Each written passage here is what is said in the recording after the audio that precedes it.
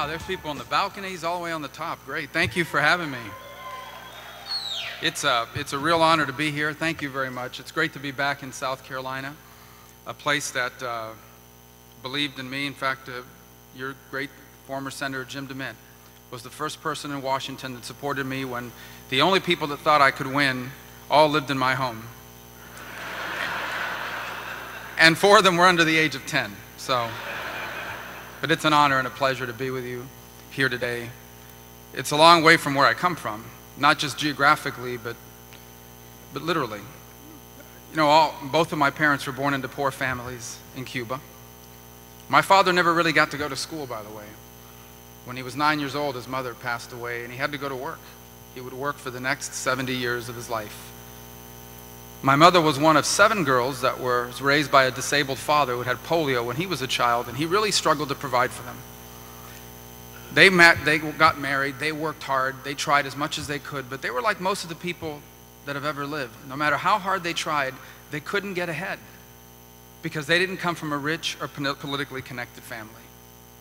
So in 1956, they made the decision to leave behind the only country they had ever known and come to the one place on earth where people like them could have a chance. Here in America, my parents never became rich or famous. They worked hard and they persevered. My father was a bartender. My mother was a cashier, a maid, a stock clerk at Kmart. Like I said, they were never rich or famous, but they were successful. They were successful because just less than a decade removed from that despair that I described to you, they found good jobs. They owned a home, they raised a family, and they left all 4 of their children better off than themselves. They lived what came to be known as the American dream. Their story's not that unusual in the 20th century. The 20th century is known as the American century. For starters, because America was the most powerful nation on the earth, called upon not once but twice to help the world confront and defeat evil. Our economy was the envy of the world. An economy that had millions of jobs, including for people like my parents, with limited skills, but that paid enough for them to achieve a better life.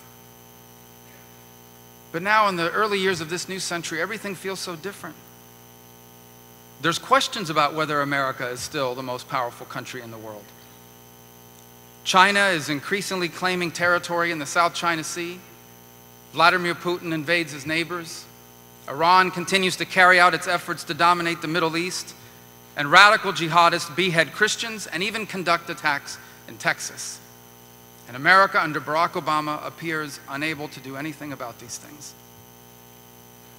At home, there's questions about whether the American dream will survive for much longer. You have millions of people now living paycheck to paycheck, working hard, but one unexpected expense away from catastrophe. Millions of young Americans that went to school and got a degree, and now they owe thousands of dollars in student loans, and their degree didn't lead to a job. And for the first time in 35 years, you have more small businesses dying than being born. So why is this happening? Why is this happening to the greatest nation on earth?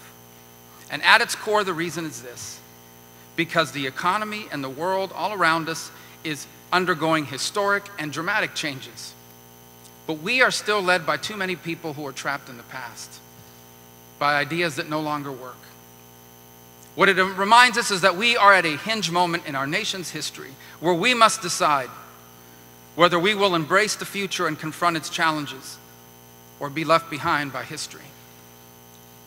And if we choose to embrace the future, I want you to believe, as I do, that the 21st century will not just be as good as the 20th century, it will be better. And the American dream will not just survive, it'll reach more people and change more lives than ever before. But to do this, we have to wake up to the reality that yesterday is over. That the time has come to turn the page, to be proud of our history, but to embrace our future. America's always been about the future. And put in place an agenda that allows us once again, not just to reclaim the American dream, but to expand it, to reach more people and change more lives than it ever has. It begins by accepting the mantle of global leadership, by understanding that we have to, because there's no nation in the world that can do it instead of us. And that begins by having the strongest military power in the world.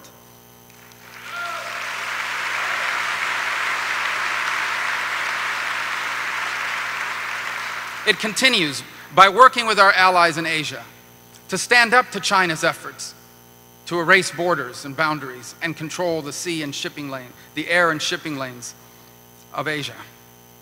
In Europe, by reinvigorating NATO to prevent Vladimir Putin from redrawing the lines of Europe.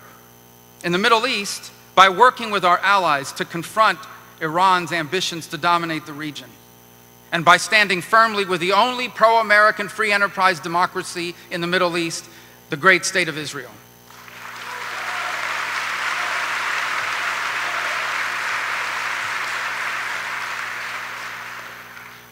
And perhaps as important as anything else, by rallying the world not just to contain radical jihadists, but to defeat them.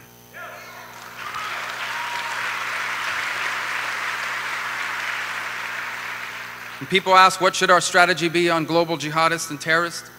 I refer them to the movie Taken. Have you seen the movie Taken? Liam Neeson? He has a line, and this is what our strategy should be. We will look for you, we will find you, and we will kill you.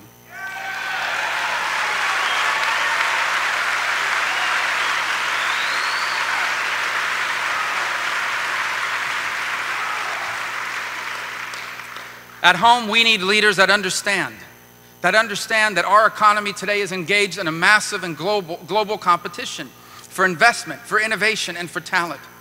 Our outdated leaders, they think we can keep taxing and regulating as much as we want, but we can't. Because today we must compete with dozens of other countries who are doing everything they can to be more competitive than us. And that's why we need reforms to our tax code and to our regulations, so that America once again becomes the best place in the world to work, to start a business, or to invent a new product.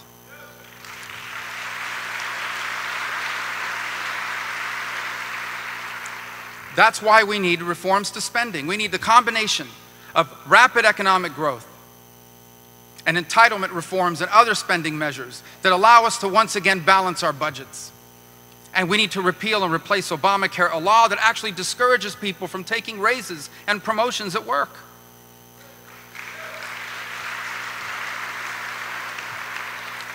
We also need leaders that understand that in the 21st century, the best paying jobs of this new century require more skills than ever before.